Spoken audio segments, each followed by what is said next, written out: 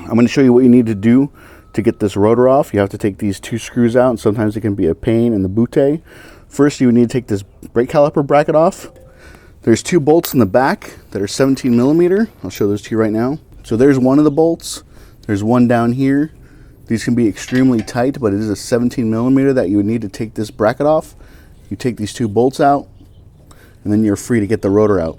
I picked this set up from O'Reilly. There's also another set that you can get from Harbor Freight. I'll put a link in the description below of these 2 sets. The thing I like about this screwdriver here is that it actually, this metal part goes all the way through to the end, right?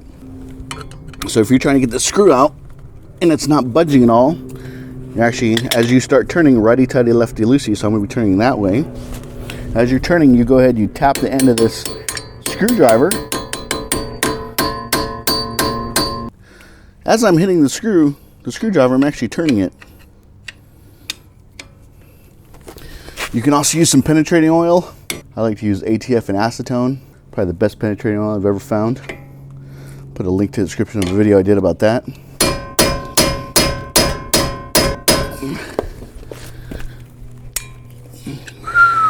See?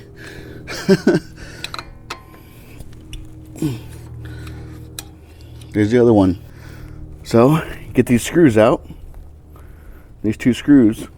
You take this bracket off, take the 2 17 millimeter bolts in the back, take these 2 screws off, pull the rotor out, put the new rotor on.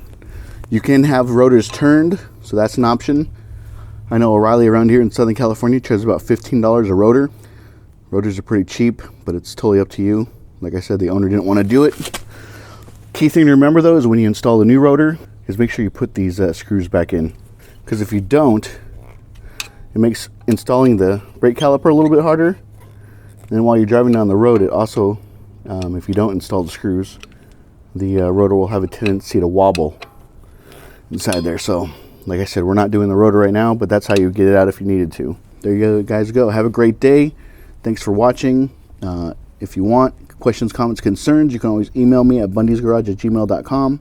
You can follow me on Twitter at Bundys Garage.